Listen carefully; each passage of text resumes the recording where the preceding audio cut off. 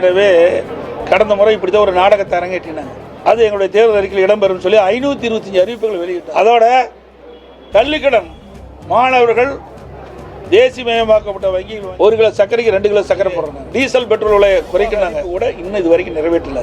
இப்படி மக்களை ஏமாற்றி கவர்ச்சிகரமாக அறிக்கை விட்டு தாங்க ஏற்கனவே இவர்கள் தேர்தல் அறிக்கையில் திராவிட முன்னேற்ற கழகம் ஆட்சிக்கு வந்தா அரசு காலி இருப்பிடங்கள் முழுவதும் நிரப்பப்படும் சொன்னாங்க. ஒவ்வொரு குடும்பத்தையும் 5000 ரூபாய் பொங்கல் தொகுப்போடு வழங்க வேண்டும் என்று கேட்டுக்கிறேன். 100 நாள் ஊரக வேலை திட்டம் 125 நாளா உயர்த்திருக்காங்க. அதே மாதிரி வேளாண்க்கு முக்கியத்துவம் கொடுப்போம்னு சொல்லிட்டு மத்திய அரசு சொல்லியிருக்காங்க. ஆனா அந்த பெயர் மாற்றத்திலே ஒரு சர்ச்சை இருக்கு. இது எப்படி சார் பாக்குறீங்க? அதாங்க இப்போ என்ன திராவிட முன்னேற்ற கழகத்துடைய தேர்தல் அறிக்கையில் என்ன குறிப்பிட்டிருக்காங்க சொல்லுங்க, என்ன குறிப்பிட்டிருக்காங்க? 150 நாளாக உயர்த்தப்படும் என்று அறிவித்தது திராவிட முன்னேற்ற கழக தலைவர், திராவிட முன்னேற்ற கழக தேர்தல் அறிக்கை. இதுவரைக்கும் நிறைவேற்றிருக்காங்களா? ஆக இன்றைய தினம் மத்திய அரசாங்கம் 100 நாள் வேலை திட்டத்தை 125 நாட்களாக உயர்த்தி இருக்குது. பாராட்ட மனம் இல்லை. ஆனால் அதில் பெயர் மாற்றம் சொன்னீங்க, அந்த பெயர் தொடர வேண்டும் என்று நாங்கள் கோரிக்கை வச்சிருக்கிறோம். எங்களுடைய பேட்டியிலே வந்திருக்குது சார், என்னுடைய அறிக்கையிலே வந்திருக்குது. அதை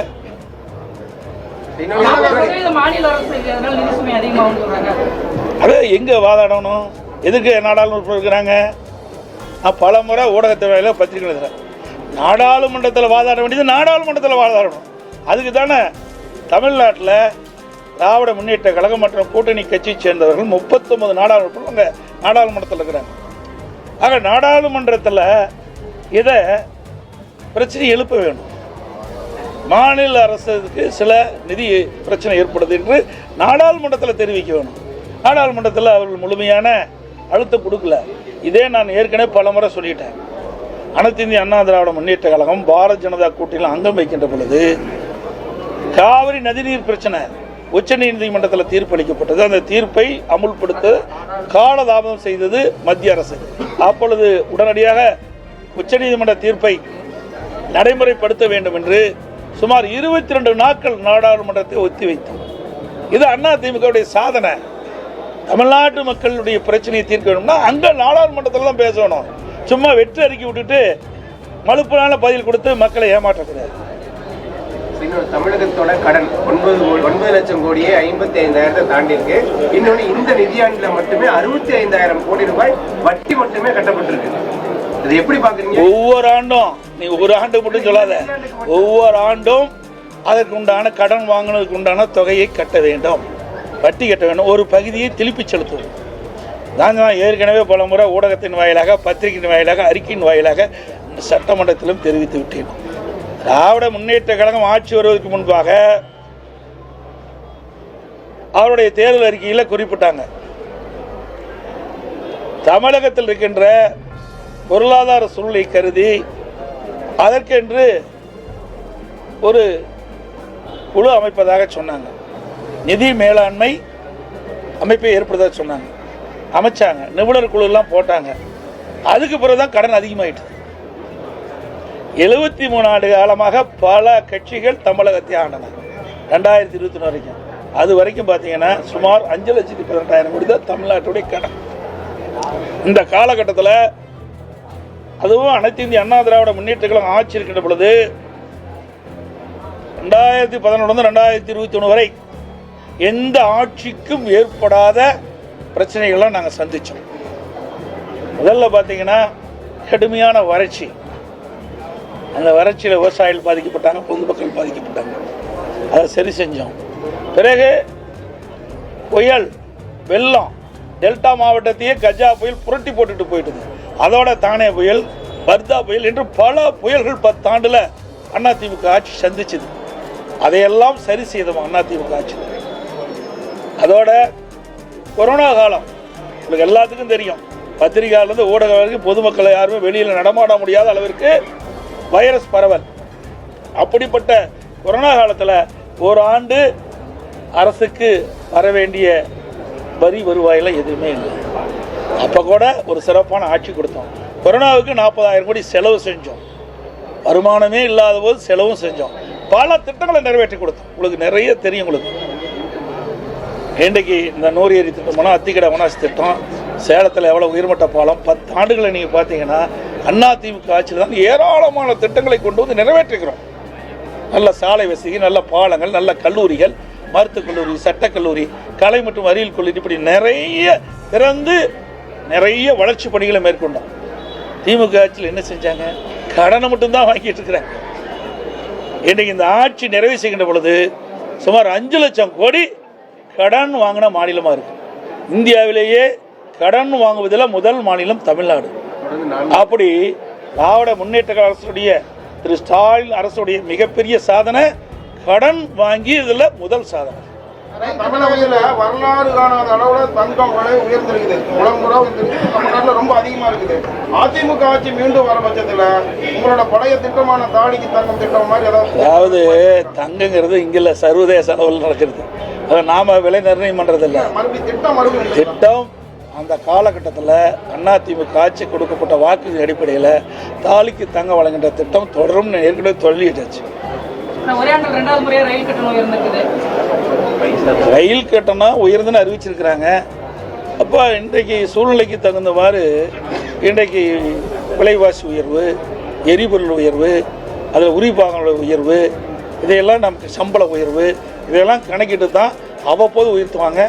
நம்முடைய சேலம் வரைக்கும் ஒரு 5 ரூபா உயர்த்துறதுக்காக 2 பைசா உயர்த்துக்காக சொல்கிறாங்க. ஒரு கிலோமீட்டர் 2 பைசா உயர்த்துக்கான்னு சொல்கிறாங்க. இதை கூட இப்போ அரசு, இந்த மத்திய அரசு பரிசீலிக்க வேண்டும் என்று கேட்டுக்கிறேன். இந்த ரயில்வே கட்டணத்தை கூட இது குறைப்பதற்குண்டான நடவடிக்கை அவர்கள் எடுக்க வேண்டும் என்று நான் இந்த நேரத்தில் தெரிவிக்கிறேன். தமிழக வெற்றி கழகத்தினர் அவங்கள தூய சக்தின்னு சொல்லிக்கிறாங்க.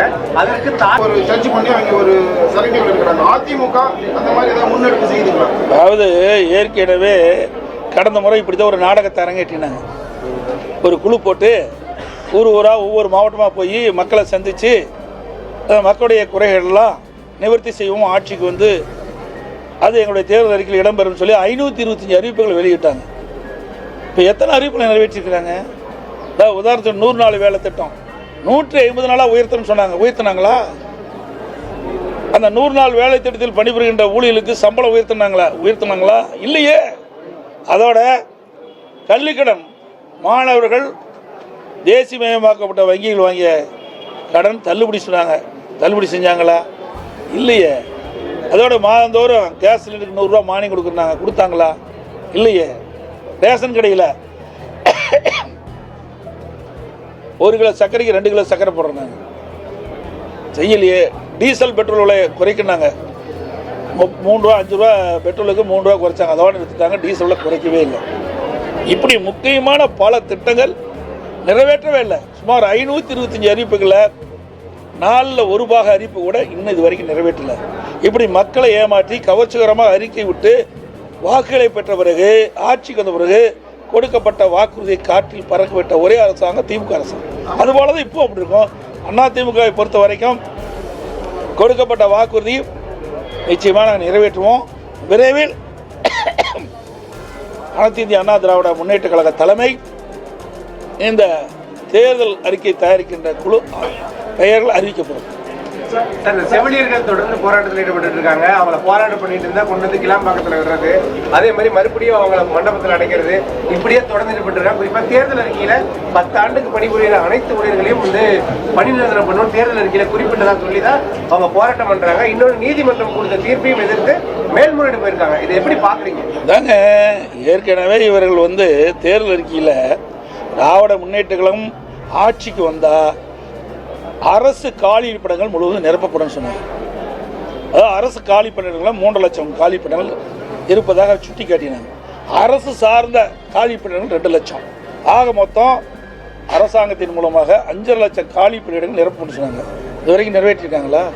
கடந்த சட்டமன்ற கூட்டத்தொடரில் 50,000 அரசு காலி பணியிடங்கள் நிரப்பப்பட்டதாக அறிவிச்சிருக்கிறாங்க. இது வரைக்கும் இந்த 4.5 ஆண்டு காலத்தில் 75,000 பேர் ஓய்வு பெற்றுட்டாங்க, பணி ஓய்வு பெற்றுட்டாங்க. அதுலேயே 27 பாக்கி இருக்குது. கொடுக்கப்பட்ட வாக்குறுதி எதுவுமே நிறைவேற்றது கிடையாது. செவிலியர்களை பொறுத்த வரைக்கும் ஒப்பந்த அடிப்படையில் அவர்கள் பணியில் நியமிக்கப்பட்டாங்க. ஒரு குறிப்பிட்ட ஆண்டுகளானால் அதை பணி நிரந்தரம் செய்வது எல்லா ஆட்சியிலும் இருப்பது. ஆனால் இந்த அரசு வேண்டுமென்றே திட்டமிட்டு ஏற்கனவே கொடுக்கப்பட்ட வாக்குறுதி நிறைவேற்றாமல் அதை வாக்குகளுக்காக அறிவிப்பை கொடுத்து வாக்குகளை பெற்றாங்க. ஆட்சிக்கு வந்தாங்க. ஆட்சிக்கு வந்த பிறகு கொடுக்கப்பட்ட வாக்குறுதியை மறந்த அரசாங்கம் திமுக அரசு. 1 கோடி வாக்காளர் நீக்கலிங்க, தவறான செய்திகளை சொல்லிடாதீங்க. இது நீங்கள் பத்திரிக்கை கூட நம்பர் தவறான செய்தி வெளியிடக்கூடாது. இது யாருடைய ஆட்சி நடக்குது? திராவிட முன்னேற்ற கழக ஆட்சி நடக்குது. இந்த அரசாங்கம் யாருடைய கட்டுப்பாட்டில் இருக்குது? ஆட்சியாளர் கட்டுப்பாடு. மாவட்ட ஆட்சித்தலைவர்கள் யார் கட்டுப்பாட்டில் இருக்கிறாங்க? சொல்லுங்க, பேசவே பாருங்க. ஆட்சியாளர் கட்டுப்பாடு. அவருடைய தலைமையின் கீழ் தான் இந்த பணியெல்லாம் நடக்குது. புரியுதுங்களா? இதில் நாங்கள் கேட்க வேண்டிய கேள்வி நீங்கள் எதிர்காலி கேட்டுட்டுறாங்க. எதிர்கட்சி தான் கேள்வி கேட்கணும். ஆளுங்கட்சி இருக்கின்ற பொழுது இதை வேண்டுமென்றே திட்டமிட்டு எஸ்ஐஆர் பணி முழுவதும் நிறைவேற்றப்பட்டு விட்டால் போலி வாக்காளர் நீக்கப்பட்டு விடுவார். போலி வாக்காளர்னா எல்லாமே இரட்டை வாக்காளர், போலி வாக்காளர். அதில் யாரெல்லாம் உண்மையான வாக்காளரை தவிர்த்து மீதியெல்லாம் வாக்காளர் பட்டியல் இடம்பெற்று அத்தனை பேருமே போலி வாக்காளர் தான் கருதப்படுவாங்க. 21 ஆண்டு காலமாக இந்த எஸ்ஐஆர் பணியை மேற்கொள்ளலை. அதனால் இறந்தவர்கள்லாம் தேர்தல் நேரத்தில் உயிர் பெற்று வந்து திமுக காரனால ஓட்டு போட ஆரம்பிச்சாங்க. அதுதான் கதறாரு. ஆக இது நாள் வரை இறந்தவர்களை வைத்து நாம் வெற்றி பெற்று வந்தோம், போலி வாக்காளர்களை வைத்து வெற்றி பெற்று வந்தோம். இப்போ அதற்கு ஒரு இடையூறு வந்துட்டது. நீ எஸ்ஐஆர் பணி மேற்கொள்ள விட்டுவிட்டால் அது வாக்காளர் பட்டியலில் உண்மையான வாக்காளர் தான் இடம்பெறுவாங்க. ஆக இறந்தவர்கள் இடம்பெற மாட்டாங்க, இரட்டை வாக்காளர் இடம்பெற மாட்டாங்க, வீடு மாறி குடியேறியவர்கள் இடம்பெற மாட்டாங்க. இப்படிப்பட்டவர்கள் தான் இன்றைய தினம் கணக்கெடுத்து இன்றைக்கு ஒரு பட்டியல் அறிவிச்சிருக்கிறாங்க. எப்போ கூட அதில் உண்மையான வாக்காளர் விடுபட்டு இருந்தால் அதற்கு 1 மாத காலம் வாய்ப்பு கொடுத்துருக்குறாங்க. அவர்கள் குறிப்பிட்ட அந்த படிவத்தில் அவர்கள் பூர்த்தி செஞ்சு சம்பந்தப்பட்ட பூத்தினுடைய தேர்தல் அறிவிட்டு கொடுத்தா சேர்த்திக்குவாங்க. இப்போ ஏற்கனவே அறிவிச்சிட்டாங்க, அவங்களுக்கு வாய்ப்பு கொடுக்குறாங்க. அதில் வாய்ப்பு மறுக்கல. ஆக வேண்டுமென்றே திட்டமிட்டு திராவிட முன்னேற்ற கழக தலைவர் இன்றைய முதலமைச்சர் எதை எதிர்க்க வேண்டும் என்ற நோக்கத்தில் தான் பேசிட்டு இருக்கிற ஒழிய இதில் என்ன குறைபாடு இருக்குது? இது எல்லா கட்சிக்குமே பொதுவானது. உண்மைக்கு மாறாக இருக்கின்ற வாக்காளர் பட்டியலிருந்து விடுவிக்க வேண்டும் என்பதுதான் எங்களுடைய நோக்கம்.